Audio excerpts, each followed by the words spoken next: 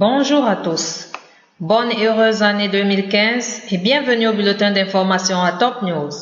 Au sommaire. Obsèques de Omar Karameh à Tripoli. L'Iran prévient le régime bahreïni des conséquences de la détention de Salman. La marine italienne a pris le contrôle du cargo à la dérive avec 450 migrants. Voici les détails. Deux jeunes femmes affirmant être Vanessa Marzullo et Greta Ramelli, des humanitaires italiennes disparues en Syrie début août, sont apparues dans une vidéo où elles réclament l'aide de leur gouvernement pour être libérées.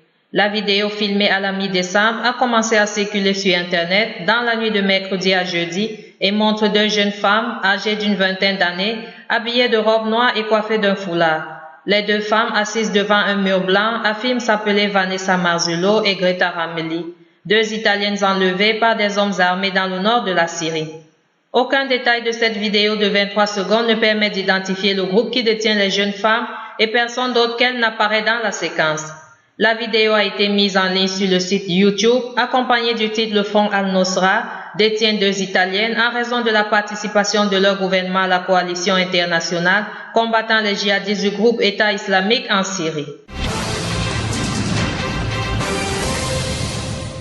28 opposants syriens ont été invités par la Russie à une réunion prévue après la mi-janvier pour préparer un éventuel dialogue avec le pouvoir syrien, a affirmé jeudi à l'AFP une source de l'opposition en exil.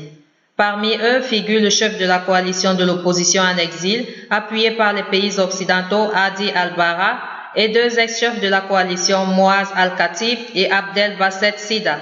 La liste comprend aussi des membres de l'opposition de l'intérieur, dont Hassan Abdel Azim, Aref Adalila et Fateh Jamous.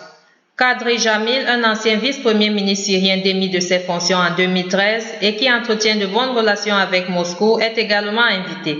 La source n'a pas précisé si les intéressés avaient accepté l'invitation. En décembre, la diplomatie russe avait affirmé que Moscou comptait accueillir vers le 20 janvier une réunion de l'opposition syrienne. Le pouvoir syrien a annoncé samedi dernier qu'il était prêt à rencontrer l'opposition à Moscou pour essayer de trouver une issue à la guerre, tandis que Hadi al-Barra avait indiqué que des réunions entre opposants de l'intérieur et en exil étaient en cours au Caire pour tenter de trouver une voie commune lors de futures négociations. Liban. Les obsèques de l'ancien premier ministre libanais Omar Karameh ont débuté vendredi à Tripoli, au Liban Nord. L'ancien premier ministre Najib Mikati, les ministres Gebral Bassine et Elias Boussab, les députés Sami J et Mohamed Kabara font partie des personnalités politiques présentes aux obsèques. Premier ministre à deux reprises, notable de Tripoli, héritier d'une grande famille politique sunnite libanaise, Omar Abdel Hamid Karameh s'est éteint dans la nuit de mercredi à jeudi à l'âge de 80 ans.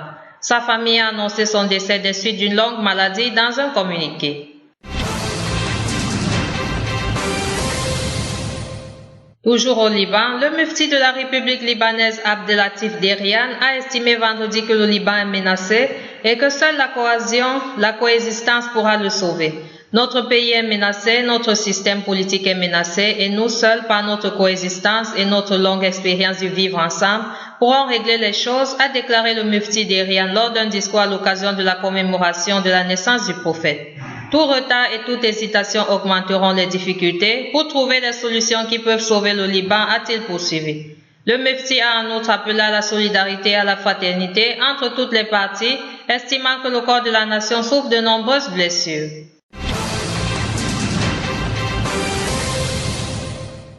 Le porte-parole du ministère des Affaires étrangères, Amir Abdellahian, a mis en garde contre le fait que Bahreïn est incapable de résister aux conséquences de l'arrestation du secrétaire général d'Al-Wefaq, surtout que le processus de détention dans les conditions sensibles actuelles de la région est incompatible avec sa sécurité et sa stabilité.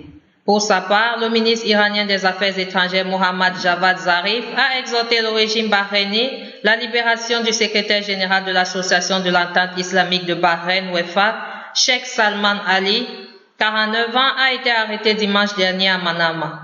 Il est accusé d'appel à la haine et à la violence dans ce royaume dirigé par la dynastie de Al-Khalifa. Les autorités militaires italiennes ont annoncé vendredi avoir pris le contrôle d'un cargo en panne abandonné par son équipage et transportant 450 migrants au large de la Calabre Sud. 6 hommes des gardes-côtes italiens ont été déposés sur le cargo par un hélicoptère de l'aéronautique militaire et sont parvenus à prendre le contrôle du navire abandonné par son équipage, a indiqué la marine militaire italienne.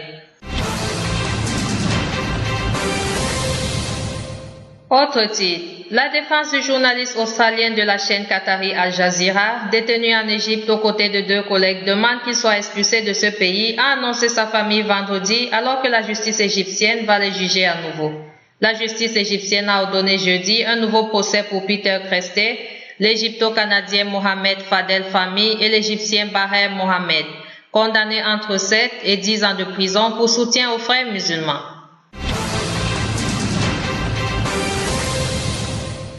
Enfin, la Corée du Nord doit aborder des discussions avec la Corée du Sud sans poser de conditions préalables si elle veut améliorer les relations intercoréennes, a déclaré à Séoul vendredi au lendemain de l'offre de Pyongyang d'ouvrir des discussions.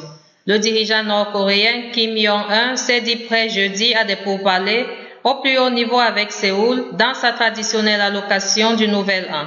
Mais il a également demandé à Séoul de cesser ses exercices militaires conjoints avec Washington qui sont à ses yeux la répétition d'une guerre nucléaire.